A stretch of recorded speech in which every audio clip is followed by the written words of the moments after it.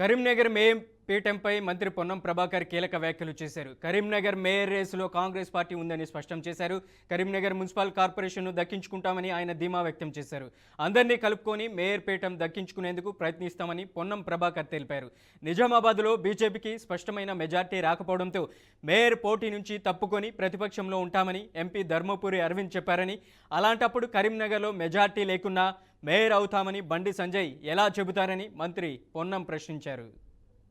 69 మంది మెంబర్లు ఉన్నటువంటి దానిలో 30 సభ్యులకు ఎన్నిక గెలిచి మేము మేయర్ అవుతామని ప్రకటించుకున్నది ఆయన.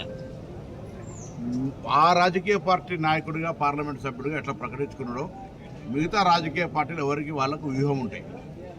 రాజకీయాల్లో ఎన్నికల సందర్భంగా భారతీయ జనతా పార్టీ ఏ విధంగా వాళ్ళ పొత్తున్న పార్టీలను కూలగొట్టింది, అవినీతి పరణాల పార్టీలు చేంజ్ చేసుకుని ఎట్లా పూరితమైనరు, ఇదంతా చర్చ ఇది సందర్భం కాదు.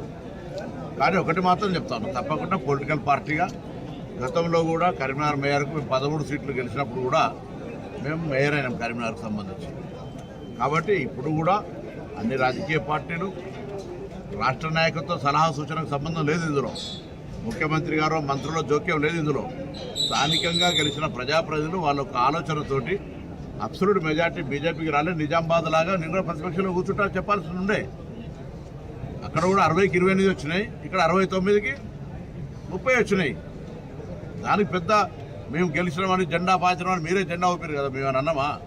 మేము ఇప్పుడు ఏమంటున్నాం, డెమోక్రటిక్గానే ప్రజాస్వామికంగానే గెలిచిన కార్పొరేటర్లు మేయర్ని ఎవరు ఎంపిక చేసుకుంటారు తప్ప గౌరవ ముఖ్యమంత్రి గారు మంత్రులు తిరగనీయం ఎవరు డెమోక్రసీ ఎవరికి వ్యతిరేకం కాదు. మేము ప్రజాస్వామ్యంగా గెలిచిన ఆ బీజేపీ 30 మంది కూడా శుభాకాంక్షలు, మిగతా 36 మంది కూడా శుభాకాంక్షలు. అందరూ కలిసి మంచి మేయర్ని ఎన్నుకోండి. మేము రాష్ట్ర ప్రభుత్వం నుంచి కరీంనగర్ లాంటి పెద్ద నగరం ఈరోజు 3,40,000 ఓట్లు, 5 లక్షల జనాభా, తెలంగాణ రాష్ట్రంలో హైయెస్ట్ సీట్స్ ఉన్నటువంటి కార్పొరేషన్ చెప్పకుండా ఉత్తర తెలంగాణ దాన్ని డెవలప్మెంట్ చేయాలని మా ప్రభుత్వ ఆలోచన. దానికి అనుగుణంగా మంచి ఒక కోఆర్డినేషన్ పాలకవర్గం ఉంటే బాగుంటుందని ఆకాంక్ష పడడం లోపల పొరపాటు ఎట్లయితే నాకు అర్థం కాలే. మేము ఎవరికి. వరంగల్ జిల్లా నర్సంపేటలో భారీ స్కామ్ వెలుగు చూసింది. వరంగల్ జిల్లా నర్సంపేటలో నకిలీ కంపెనీలు సృష్టించి సుమారు 2.50 కోట్ల మోసం చేసిన కేసులో ఢిల్లీ పోలీసులు ప్రత్యేక బృందంతో తనిఖీలు చేపట్టారు. వేరువేరు చిరునామాలతో బ్యాంక్ ఖాతాలు తెరిచి సైబర్ మోసాలకు పాల్పడినట్లు గుర్తించారు.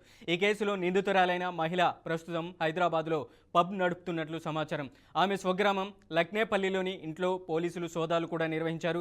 ఈ వ్యాపారంలో నష్టపోయిన ఢిల్లీకి చెందిన బాధితుడు పోలీసులను ఆశ్రయించగా మహిళ మోసం బయటపడింది. కాకినాడ జిల్లా పిఠాపురంలో మహాశివరాత్రి ఉత్సవాలను పురస్కరించుకొని పాదయాగ క్షేత్రానికి భక్తులు భారీ సంఖ్యలో తరలివచ్చారు.